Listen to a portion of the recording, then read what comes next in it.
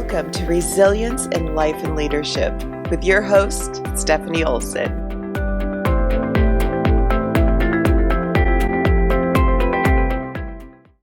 Hello and welcome to Resilience in Life and Leadership. And I'm so excited to have Jerry Fu with me today. Jerry is a conflict resolution coach who helps Asian American leaders advance in their career and life journeys. Having taken on several pharmacy leadership roles, Jerry started coaching in 2017 to help other Asian American professionals deal with the conflict they encounter at work, with their culture, and within themselves. Now, prior to starting his coaching business, Jerry served as a pharmacist and began facilitating leadership workshops in 2012. And today, Jerry offers a range of coaching services, which include individual coaching, group workshops, and keynote presentations. He has appeared on over 60 podcasts and plans to appear in plenty more. And to learn more about him, and we will repeat this, you can go to adaptingleaders.com. Welcome, Jerry, to the podcast. So glad you're here. Hi, Steph. Thanks for having me. Absolutely. So now conflict resolution, none of us really need that. We don't really deal in conflicts on a day-to-day basis, right? Oh my goodness. No. Not a thing. So tell me how you got into conflict resolution. Pharmacy seems kind of straightforward. So with conflict resolution, how did you start that? Well, I mean, ironically, it started in my pharmacy career, which I'm happy to elaborate on. So basically, right, conflict was not a fun subject growing up because being Asian American, right, we're meant to be conflict averse, or at least that's the default, where they say, hey, just keep it to yourself, don't vent your frustrations. It's not worth, like, if you might lose the relationship, or you might lose whatever benefit you get from the relationship if you upset them. So just don't say anything if they upset you. Yeah. Right. And then compound this with the retail pharmacy job I started in, where customer service wasn't, hey, let's work through something. It is, no, like, if they're upset, you did something wrong and you need to placate them so we don't lose their business. Right. And so this double layered like aversion and just taking the path of least resistance, even though you hated yourself going home and you wondered, when am I going to have a spine to actually stand up for myself when things are difficult? And so when I transitioned out of that retail job, I managed to leverage my network to get a teaching job through a pharmacy consulting company, which is what I moved to Houston for. I had a really bad mentality of, well, as long as I tell my boss, as long as I have a really good story as to why I didn't get the job done, they should understand. Doesn't work. Doesn't work that way, does it? No, it doesn't. And so yeah, my boss was upset with me and my conflict aversion. I'm just like, I don't want to hear her upset with me already. So I'm just going to disengage. And eventually, after 11 months, the company said, nope, we've had enough. Doesn't matter what's going on over there. We paid you to do a job. If you're not getting it done, you need to go. And it was my fault. Like I said, right, I wasn't in this mentality of, hey, they're paying you to do a job, find a way to do it. It is, oh, well, surely there's a reason I can give that would, where they would understand why I didn't do it. Right. And so that was a tough wake-up call. I didn't appreciate it at the time, but it really was, the wake-up call I needed to realize, hey, you know what you're doing isn't working. And so the next job I landed, independent pharmacy, where 4 of my paychecks bounced filming for crooked doctors. Oh my gosh. Yeah, right. Yeah, just bam, bam, right to the face. And well, again, right, I was just being naive. I had no idea. I was desperate for work. And Houston is a huge scene for drug diversion. And at this point, I was like, well, I have no idea what's going on. So let me just take what I can and see what happens. After the first check bounced, it was like my boss called me and said, hey, yeah, sorry about that. We'll fix it. And I said, okay, that's weird, but one time, sure. Yeah. Right? But the problem was when the checks 2, 3, and 4 bounced. Keep in mind, I was sending checks home. I didn't have a local bank account. And so when I called, my home to say, hey, did you know about this? And they said, hey, yeah, but we were just afraid to tell you. And it's like, no, you don't hide bad news from me because you're afraid I can't handle it. That's a bad reason. So again, just it runs in the family, right? And so how do you confront the boss who's ripping you off? Like, I don't know. all I know is I would just vent frustration from the side, and my colleagues would eventually tell my boss, and he's like, yeah, I got to keep this guy on the hook, or I can't have any pharmacy to run. And so basically, yeah, after 9 months of that, very misguided view of grace, didn't want to address this. Eventually, my friends got me out of that job, got me on with one that was more legit, but couldn't pay me more than 8 hours a week. And so they said, well, if you want more hours, we have a location in Austin, which is 2.5 hours away. Go ahead and work there. And so again, beggars can't be choosers. I go work out there, and people are like, you can end up in worse places. And I said, yeah, that's fair, but it just wasn't home, right? I had no idea what my life was going to look like at this point. And so that summer was key because I was asked by some friends who work for a pharmacy leadership nonprofit that I know through my fraternity to say, hey, one of our facilitator spots opened up, and we know you've been facilitating leaderships on the fraternity side. Could you help on the leadership side? And I said, absolutely. I love these guys a lot. And so I helped teach this workshop, and somehow that unlocked something in me, because for a while I said, leadership is hard. I don't like being bad at it. I'll never be good at it. So I'm just going to avoid it. And now it was more of a, hey, what if I could be good at leadership? What kind of work would that involve? How to carry myself? So I gave myself permission to actually possibly be good at this. And so that's what that helped unlock for me. And so later that fall, the company gave me the chance to either stay part-time in Austin with a great work team, or take on a management position that opened up in Houston. And I said, I can't stay safe, can't stay scared. I want to come home. I got to take this. And so the following year, I proceeded to get written up because I have technicians that are, no, that's my fault. I have technicians that are behaving badly, and I'm not disciplining them or firing them. And so management said, okay, their work performance is a problem, and your passivity is still a problem. And so, again, just, okay, how do I get better at this? How do I fight through this? Managed to convince one of the most problematic tech, really the biggest bad apple, to quit. And that was just more luck than skill, and managed to get out of the doghouse right as the company had their funding pulled. And so, I was already looking to leave, but, that was just a little more urgent. And so the only reason I get an interview with my next company was that I had leadership experience on my resume. I said, wow, that was a good decision. I am so glad that leadership saved my career. With that said, though, that job only lasted 11 months because the revenue wasn't there.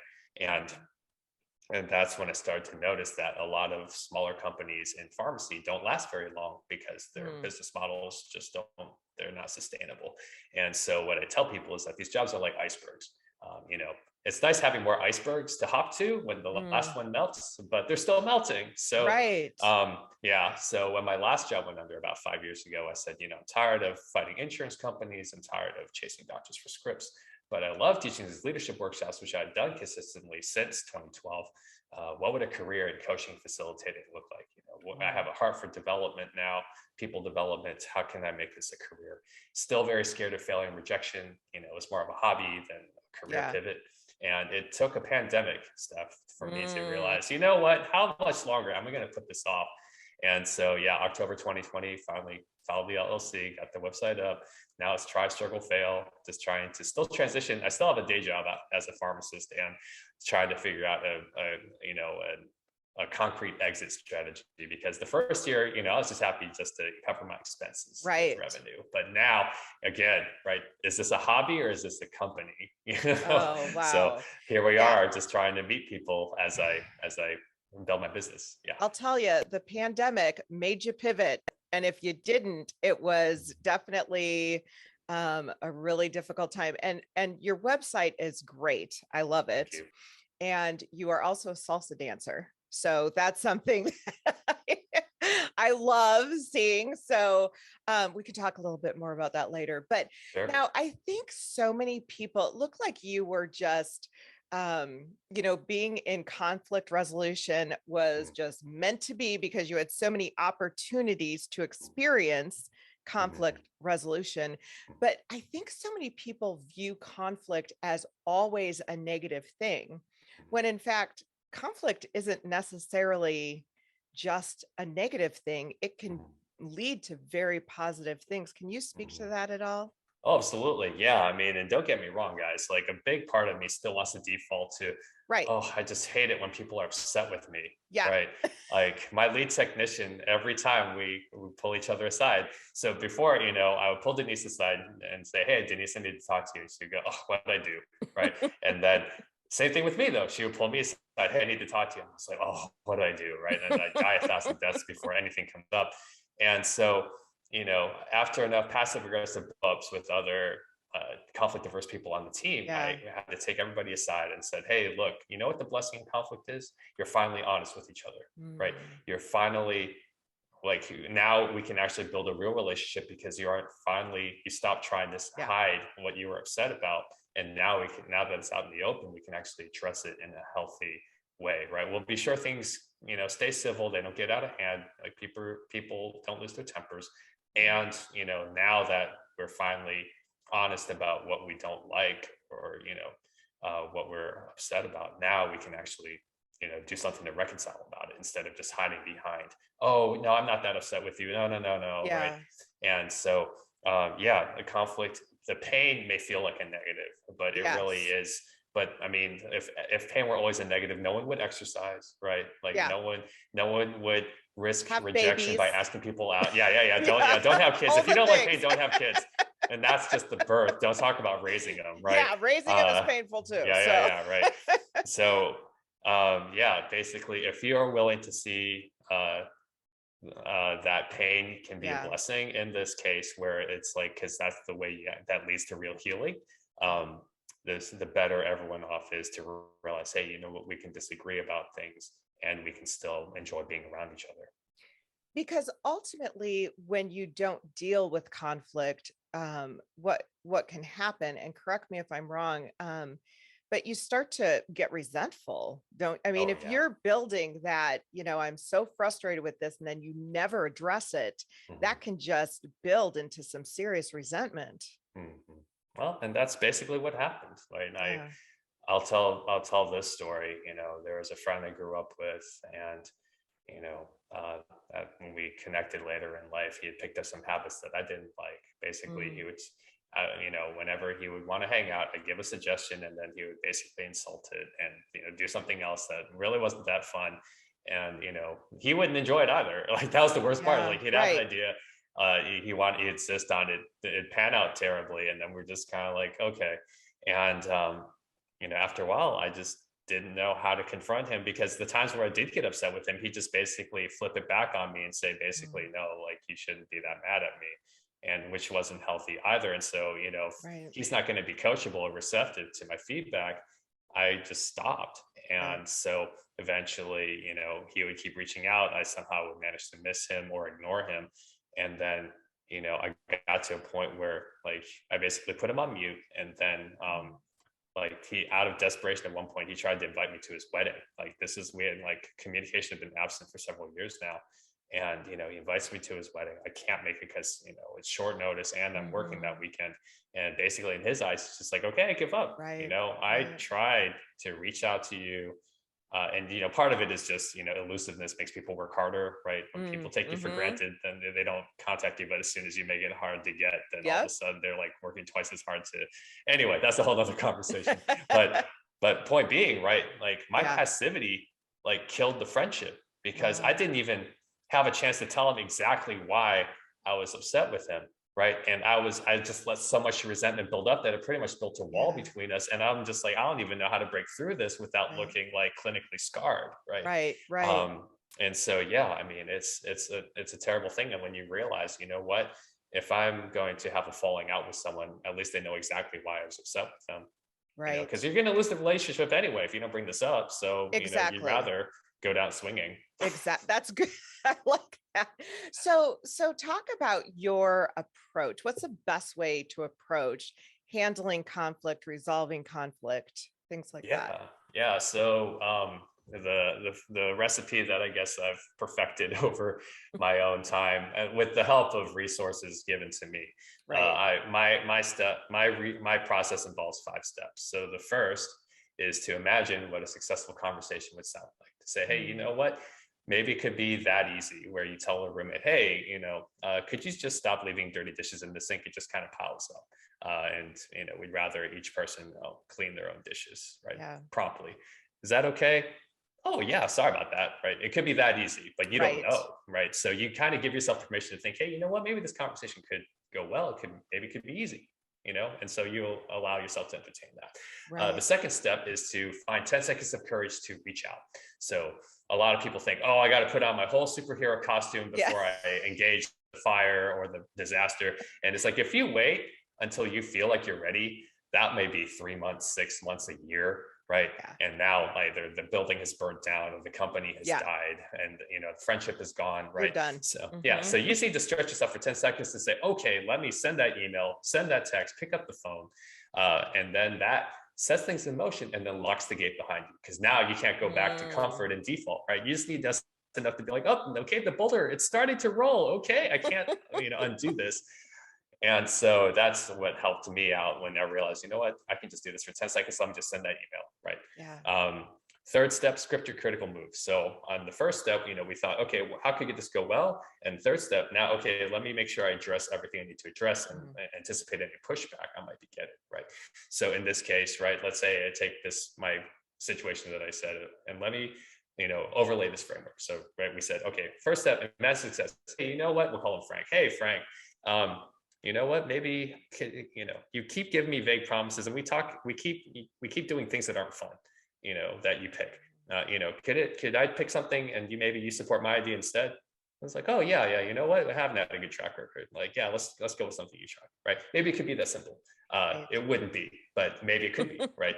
Okay, second step, hey, you know what, let me just pick up the phone right now. Hey, Frank, let me get him on the phone. Just pick him up, right? Let me just dial this before I change my mind. Third step, okay, you know what, he's probably going to push back the way he has previously. He's going to say, oh, don't say that, really, it's not that big a deal, is it?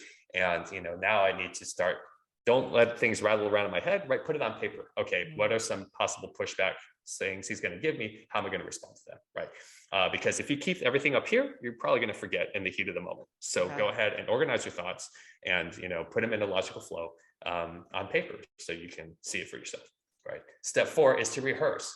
Right. So now train in the dojo before you fight on the street. Right. Hey, let me get another friend to role play. Hey, can you pretend to be Frank? And I'm going to try to coach him through some habits I want him to stop.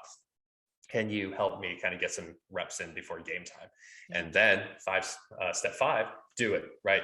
The cost of comfort is closure. Right. If you stay in comfort, you will never experience closure. And closure, even if the conversation goes poorly, right, as we said, at least he knows why I'm mad at him.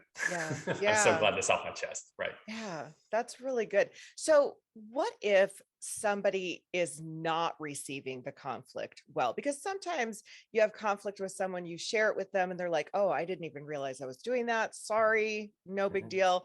But other times they're not taking it. You got to be introspective and be a little humble. I think be coachable to receive conflict. So what if somebody's not receiving that well?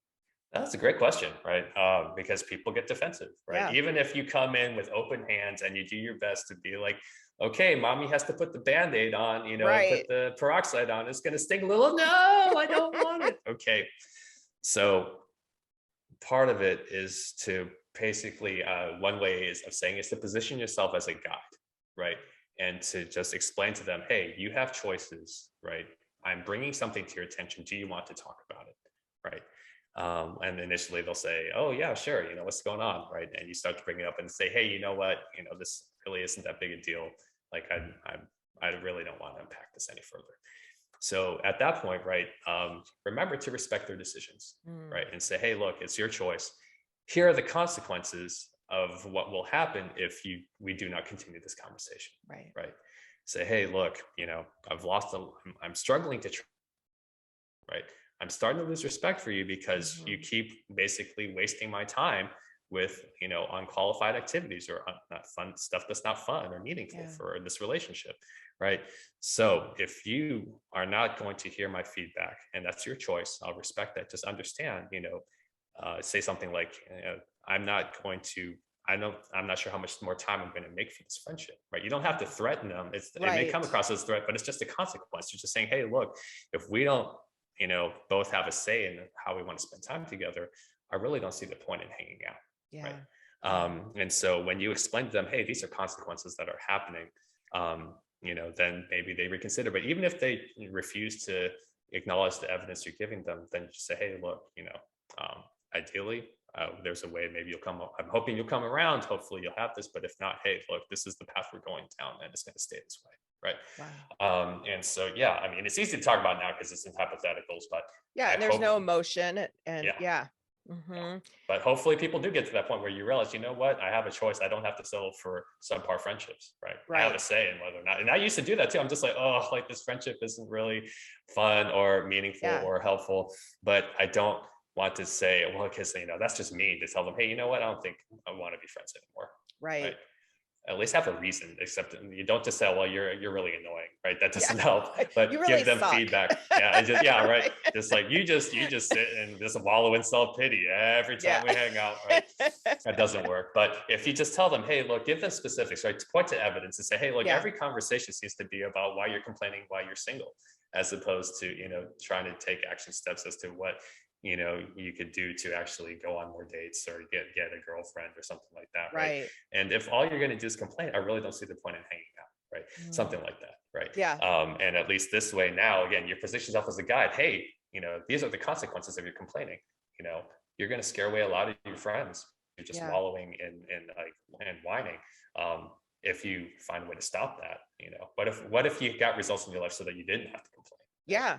Yeah. Things like that. Right. I like that. So what is your suggestion on how to receive conflict in first? So somebody comes to you. Yeah. If you are not the initiator of addressing situations. Yeah, absolutely. The first not thing, that would ever happen. No, it happens. No. I have to eat my own medicine all the time. Absolutely. The first thing I would tell people is, remember that it is done out of love. It is done for your benefit. There is something that even if you don't agree with the angle, trust that if you look for the benefit and how you can, do something more better, even if it's not your fault, it is good. So that's the first thing I would say. Number two, listen and not listen to interrupt. Right. Like the classic Stephen Covey, seek first to understand, then to be understood. So let's good. Listen. Yeah, because I'll admit it's a great defense mechanism either way, because if you want the conversation to go well, I always listen. Like if my girlfriend is mad at me or like someone's upset with me, I make sure I just listen to listen. And, even if they want to be mad at me still, like they can't get as mad because they're like, you know what, Jerry, listen to me. Yeah, it's so, and then after that, you put the responsibility and initiative on yourself to say, okay, what do you suggest I do differently? Right. And now, right, it's hard to get mad at someone who's asking for your opinion or recommendation. Right. And so again, use this to your advantage. Hey, okay, I'm going to stay coachable. That's the first thing I would say. Hey, well, and all this whole time, stay coachable. And so, okay, what do you need me to do differently? Okay. And if you don't like the suggestion, well, offer something else. Right. And so from there, it's like, okay, and offer, okay, check with me in a week. Right. I'm going to try this out and check with me in a week. Let me know how I'm doing with it. And when you receive it that way, right, people will say things like, man, Jerry took that really well. Yeah. And absolutely. Then, you know what, not just because here's the thing, guys, if you only do that just to keep them from getting mad at you, they're going to blow up twice as hard when you don't actually apply their feedback. So make sure you follow through, right? You might buy yourself time, right?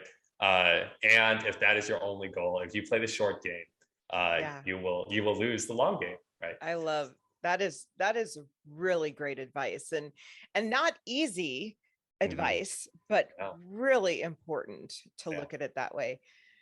So what would you say are some common mistakes when dealing with conflict? Oh man, I've made so many of them.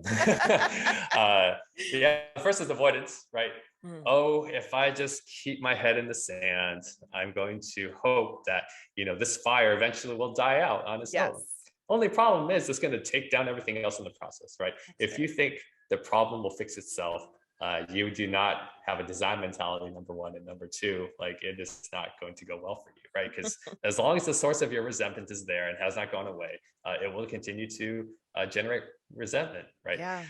And so uh, the side product of that avoidance is now overcompensation, right? Let's Mm. say a technician, mistypes a prescription, right? And then it's like, okay, the first time I see it, well, maybe it was just an accident. Maybe we were just busy. Let me just fix it just to compensate because it's rush hour. So let me just get this done.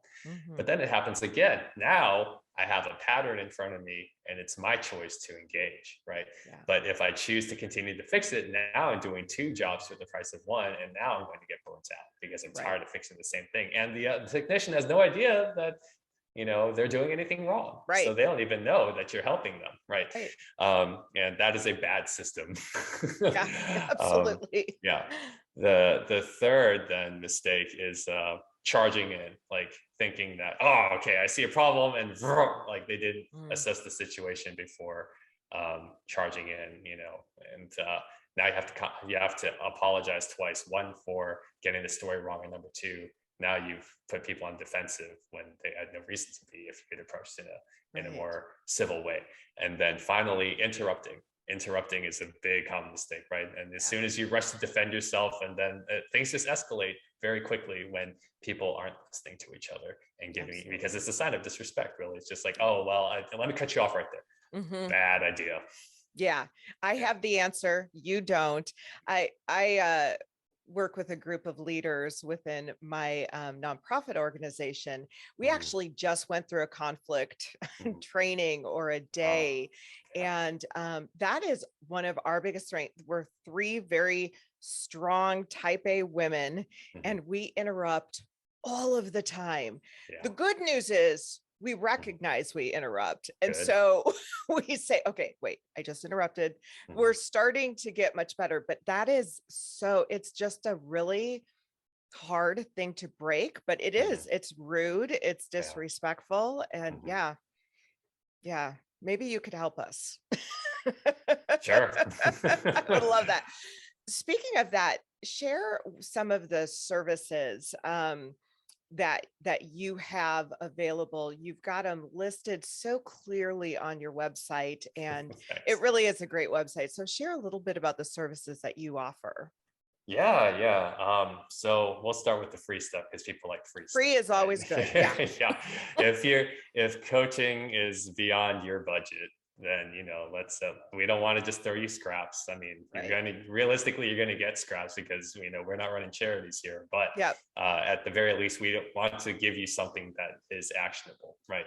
Um, I have a free guide you can download on the framework I went over for navigating difficult conversations. Like I have a case study in there that walk you through that, and Mm, so that's free. Please use that and apply it yourself and transform it. Transform your situations, transform your routine.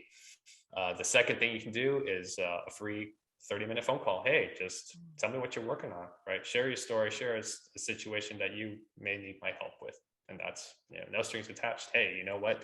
All I would ask in return, give a testimonial, or refer a friend that would also need this help. Sure, Okay. that costs you nothing. Third is a free blog, right? I summarize useful and interesting leadership books. So yeah, check those out. If you don't have time to read, hey, just check out a blog post, see what you think. Mhm. But the coaching services, in specific, I have a couple different ones, and while there maybe I'll experiment with some new ones, may hack some old ones, but the main ones I offer are, yeah, dealing with conflict within, or conflict at work, or conflict in your culture. Those are some standard packages. I also have a leadership essentials package where I give you my personal thesis on the 9 essential skills and qualities every leader should have. Mm, Um, you know, is it comprehensive? No, that's why it's essential, right? Hey, just get mhm. better at these 9 things, and you're probably going to see results. And then you have my everything but the kitchen sink, where I Mm. give you everything in my toolbox, whether it's books I read, or coaching techniques, or other places where I draw, information and resources to help me, either be more productive with my routine or trick myself into moving forward with things that I struggle with still. So those are there. And of course, everything is available either as an individual or a team effort. Like if your company says, hey, we want everybody to benefit from this. Okay, let's get everybody to do a workshop together on things like fighting apathy or burnout recovery or leadership without titles, or a number of other topics that are exclusive to people who appreciate the leadership journey. Yeah, so important. And all of these tools, it would seem, can be used whether in an organization, a company, or even just relationships that you deal with on a personal level as well. Mhm. Yeah, Yeah. absolutely. Yeah, no, there's conflict everywhere, and Yay. it's really not that different, right? Like, I Right. mean, I've had situations personally where, yeah, when I served as a church class director, my second day on the job, I found out a newer guy was sexually harassing women in the class. And they're like, Jerry, you're Mm, director, you got to deal with it. And I'm like, you wow. didn't give me a manual, right? You're just like, just run toward the gunfire, right? And Yeah. then another time I had to evict a roommate. And, again, you can, well, Google helps, where you just like how to evict a roommate, right? You just start Yeah. typing in search results Okay. so you can give you that advice. But in the heat of the moment, right? You're just like, I don't even know where to look. I don't know who's going to help me with this, right? Yeah. And so, yeah, like, those are situations that I have grown through, and I'm happy to provide a roadmap to make life easier for other people who are dealing with similar situations. Right. Well, in some situations, I want to go back to the first one you said, because some Yeah. situations you have time to Hmm. learn some Sure. techniques. Yeah. Others, it's boom, right now, Hmm. I have to deal with Yeah. this. Yeah. I need to figure it out. So I would Mhm. love to hear, if you don't mind sharing, just a little bit of how you dealt with that situation with your facilitating and someone is sexually harassing women in the classroom.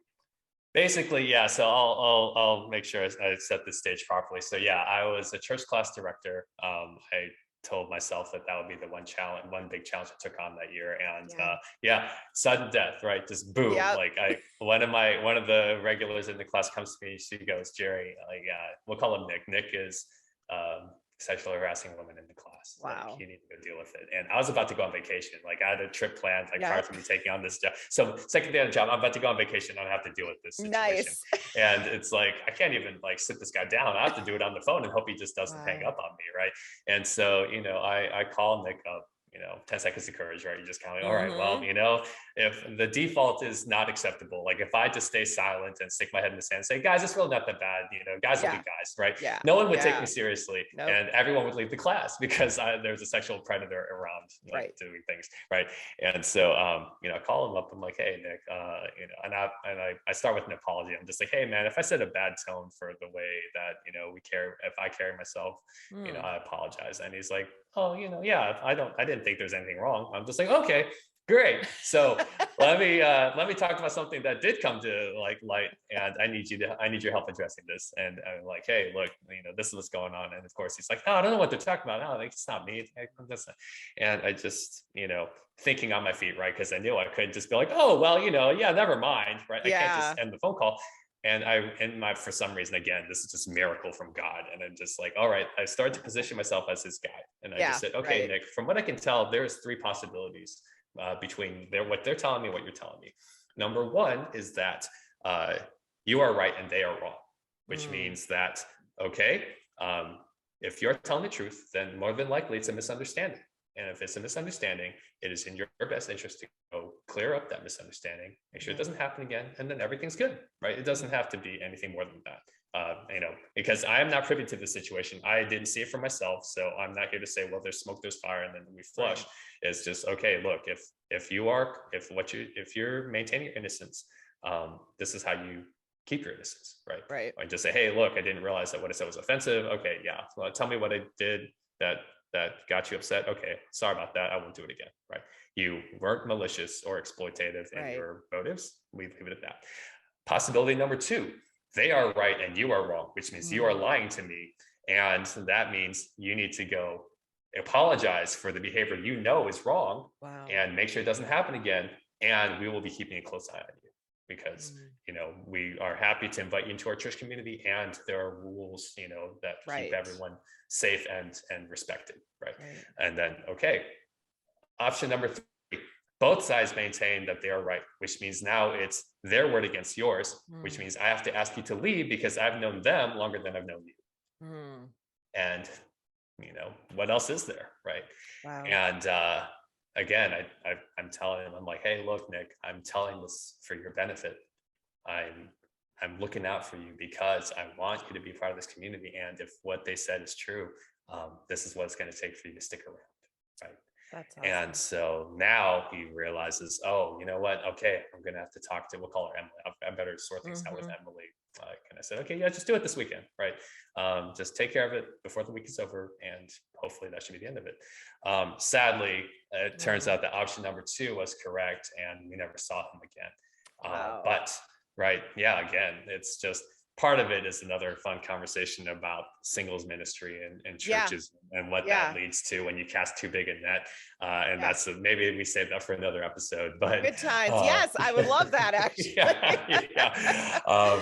But yeah, again, right. So yeah, this is me growing in the moment, realizing, hey, you know Right. what? Okay, this may not go well, but I have to tell them that I addressed it because anything Yeah. less would be unacceptable for this position. Right.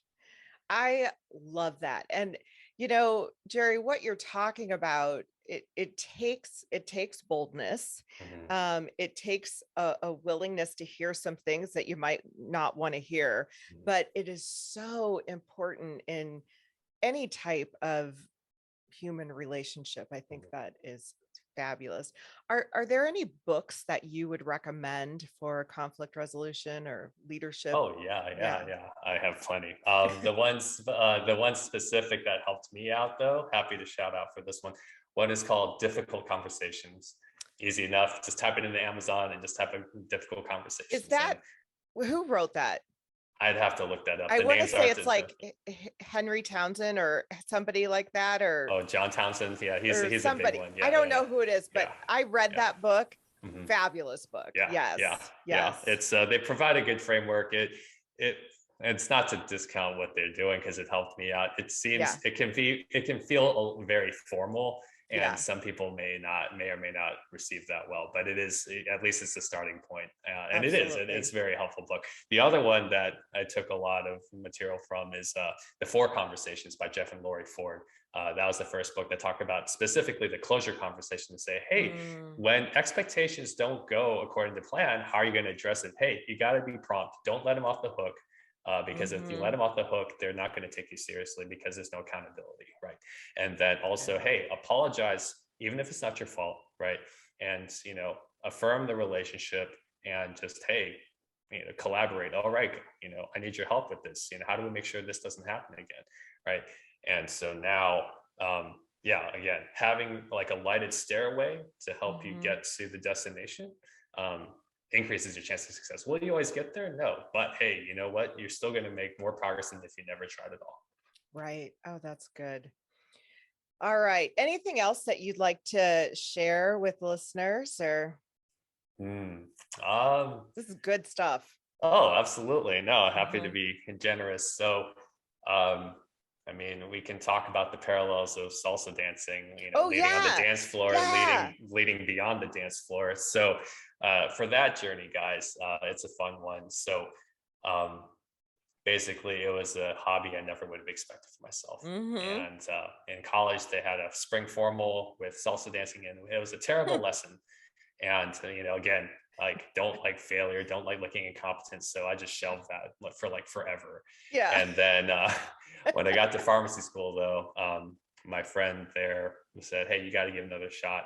And by the third year in school, my grades had solidified, and I was tired of studying. So I actually spent some time and effort trying to get real lessons. Got to a point where I actually really started to enjoy it. And right as I got started to enjoy it, I graduated and moved to a city that had no salsa dancing. Oh And wow. so Of it course. stayed dormant for a while. I was in Mm-hmm. this bad cycle of rust and lack of confidence, but I miss it. And so that went on for several years before I moved back to Houston, where there was more salsa dancing, but still stayed dormant. Most of the friends that I met the second time around in Houston, because I was originally here for undergrad, um, most of the friends I met the second time around in Houston did two-stepping, country dancing. So still dormant, but at least I was dancing more because I Yes. just, you just kind of conform to your peers, whatever they're doing. Okay, they're all two-stepping. Okay, let me learn this. And then I tell people about 8 years ago, a Venezuelan friend invited me to a free salsa dancing event downtown. I said, you know what? I hadn't done this in a while. Let me see what's going on. All it took, Steph, was one skilled, pretty blonde on the dance floor. And I just said, I got to dance with her. And I'm locked in, right? I'm making sure my mind's not blanking. I'm in the zone for the entire song. And she gives me a hug afterwards. And I just said to myself, why did I stay away from this for so long? And I said, all right, I'm back. And by then I had burnt out on volunteerism at the church. And so I was like, okay, let me just replace all this with salsa dancing. I started to go week after week. And don't get me wrong, Steph, like when you have no reputation on the dance floor, none of the regulars know you. Sure. And none of the Hispanic women took me seriously initially, right? And it wasn't until you get strategic about figuring out who's actually going to be more willing to give you a chance. And then once you establish your reputation, now the regulars like appreciate your skill and that you're a fun dancer, and it's unlocked so many opportunities. Yeah, I've met so many great, fun, active, creative people, and I now all I want to do is turn around and help everyone enjoy dancing the way I do. That is fantastic. I absolutely love that, and also just kind of a story of resilience, actually. So I love that. That's fabulous. Okay. So what does resilience mean to you? Great question. If I had to give a one sentence like soundbite, resilience is not quitting when everyone else says you should. That's good. I like that. Yeah. That is good. There's a caveat where it's like, there's a fine line between persistence and insanity, right? Generally, right, because that was the case, right? Everyone else could have said, no, you'll never get salsa dancing. Like, you'll never be good at leadership. You've gotten fired. Like, don't even bother, right? Yeah. But without resilience, you can't grow, because the growth, when you recognize, I don't get better at this until I work hard enough to move past incompetence, like to trust that you can get past incompetence. And you may not be the best leader, but you could be a better leader. Awesome. Are you willing to get there? Hey, do it. Well, it's all about growth. I think that's and that kind of goes back to conflict. When somebody's talking to you about conflict, or, it's really all about, how can I grow as an individual? How can I be better, a better leader, a better parent, a better friend, whatever it is? How can I be better at this? And I think that's so important. So this has been fantastic. I have really enjoyed talking to you. This has been a lot. So how can people find you, Jerry? Whether they want to connect on LinkedIn, it's great. But the website with all the goodies, right? Go to www.adaptingleaders.com. And whether you want something free that's helpful, or you want some more personalized attention through formal coaching packages, it's all there for you. That's awesome. Well, thank you so much. I've personally learned a lot. I have loved this, and I am going to check out more. I don't know, maybe I might go salsa dancing tonight. Who knows? It sounds like fun, actually. Oh yeah. Well, careful with Omicron. But well, that's true. That's true. But as soon as you try it, please do. Even if you give yourself 6 months to say, all right, if I don't get to a point where I enjoy this in 6 months, I'll stop. At least you recognize it's your choice, and not that's just awesome. People laughing you off the dance floor. So I love it. At it. Yeah. Well, Jerry, this has been great. I really appreciate it. You are a wealth of great information, and look forward to talking to you again. And thank you all for listening to Resilience in Life and Leadership. We'll see you next time. Thank you for listening. Please share with anyone you think will benefit from this podcast.